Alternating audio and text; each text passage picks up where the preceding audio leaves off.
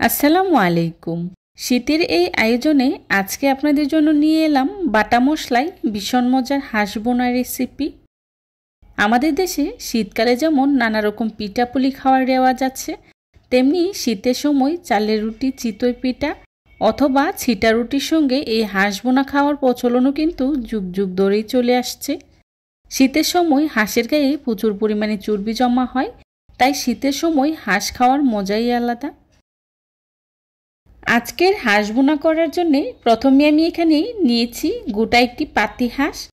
Of ক্যামেরায় হাঁসটাকে আমি খুব ভালো করে কেটে ধুয়ে পরিষ্কার করে নিয়েছি। আর দেখতেই পাচ্ছেন হাঁসটাকে আমি চামড়া সহই নিয়েছি। চামড়া সহ হাঁসটা বোনা করলে খেতে কিন্তু ভীষণ মজার হয়। এবার চুলায় একটি প্যান বসিয়েই তার মধ্যে দিয়ে দিচ্ছি রান্না করার রেগুলার তেল 1/3 কাপ। তেলটা হালকা গরম হয়ে আসলেই দিয়ে দিচ্ছি তেজপাতা, এলাচ, দারচিনি, লবঙ্গ। কয়েক সেকেন্ডের মতো তেলে ভেজে নিয়েছি। তারপর দিয়ে দিচ্ছি পেঁয়াজ কুচি 1 কাপ। এখন পেঁয়াজটাকে আমি বেশ কিছুটা সময় নিয়েই ভেজে নেব। পেঁয়াজটাকে আমি খুব বেশি ভাজবো না। পেঁয়াজটা যখন কিছুটা নরম হয়ে আসবে তখনই এর মধ্যে দিয়ে দিচ্ছি 2 টেবিল চামচ রসুন বাটা আর দিয়ে দিচ্ছি 2 টেবিল চামচ আদা বাটা। হাঁস রান্নাতে আদা রসুনটা সমান পরিমাণেই দিতে হয়। এখন আদা রসুনটাকেও আমি পেঁয়াজের সাথে কিছুক্ষণ ভেজে নেব। আদা রসুনটাকে আমি বেশ কিছুটা সময় নিয়ে ভেজে নিয়েছি। আদা রসুনের কাঁচা গন্ধটা যখন চলে যাবে তখনই এর মধ্যে দিয়ে দিচ্ছি পানি 1/2 কাপ। পানিটা দিয়ে আমি গুঁড়া মশলা ব্যবহার করব। আজকের হাঁস রান্নাটা যেহেতু আমি বাটা মশলাই করছি, তাই মশলাগুলোকে আগে থেকে শিলপাটায় খুব ভালো করে বেটে নিয়েছি। তবে আপনারা চাইলে ব্লেন্ডারেও ব্লেন্ড করে নিতে পারেন। দিয়ে দিচ্ছি মরিচ বাটা 2 টেবিল চামচ। মরিচ বাটাটা আপনারা যে যতটুকু ঝাল পছন্দ করেন সেই অনুযায়ী ব্যবহার করবেন। দিয়ে দিচ্ছি হলুদ বাটা 1 টেবিল চামচ, জিরা বাটা 2 টেবিল চামচ। এখন মশলাগুলোকে আমি নেড়ে খুব ভালো করে মিশিয়ে নেব। মেশানো হয়ে গেলে দিয়ে দিচ্ছি লবণ 1 টেবিল চামচ। লবণটা দিয়ে আবারও খুব ভালো করে মিশিয়ে নেব। মেশানো হয়ে গেলে ঢাকনা দিয়ে ঢেকে মশলাটাকে আমি 5 মিনিটের মতো সময় নিয়ে খুব ভালো করেই কষিয়ে নেব। যে কোনো মশলা খুব ভালো করে কষানো হলে তরকারিটা কিন্তু খেতে খুবই ভালো লাগে। মশলাটাকে আমি বেশ কিছুটা সময় নিয়ে খুব ভালো করেই কষিয়ে নিয়েছি।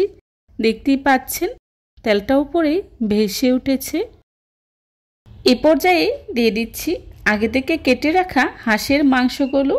হাঁসের মাংসগুলো দেওয়া হয়ে গেলে নেড়ে খুব ভালো করেই মিশিয়ে নেব। মাংসগুলোকে আমি মশলার সাথে নেড়ে খুব ভালো করেই মিশিয়ে নিয়েছি। এই পর্যায়ে ঢাকনা দিয়ে ঢেকে 20 মিনিটের মতো সময় নিয়ে মাংসগুলোকে আমি খুব ভালো করে কষিয়ে নেব। ফিরে এলাম 20 মিনিট পর।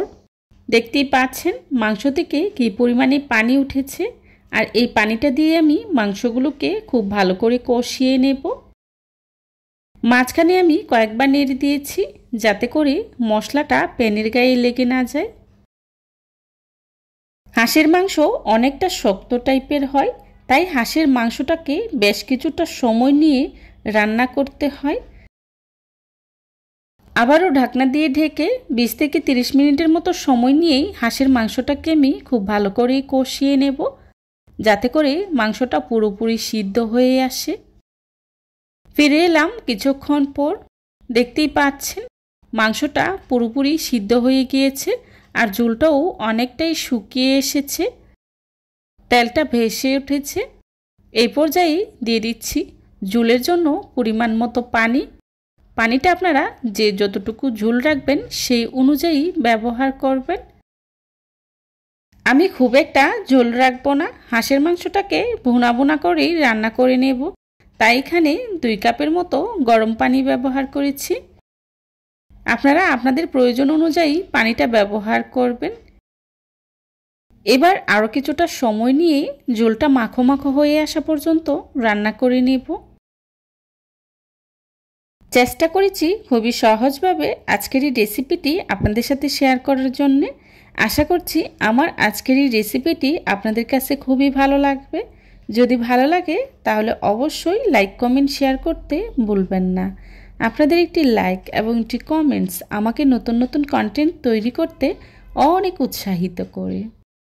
আমার রান্নাটা অলমোস্ট ডান, দেখতেই পাচ্ছেন দেখতে কতটা লোভনীয় হয়েছে, আর খেতেও কিন্তু ভীষণ মজার হয়েছিল। যারা এতক্ষণ ধৈর্য সহকারে আমার ভিডিওটি দেখেছেন তাদেরকে জানাই অসংখ্য ধন্যবাদ। এই রেসিপি ভালো লাগলে একবার হলেও বাসায় ট্রাই করবেন, আর কেমন হয়েছে আমাকে কমেন্টস করে জানাবেন।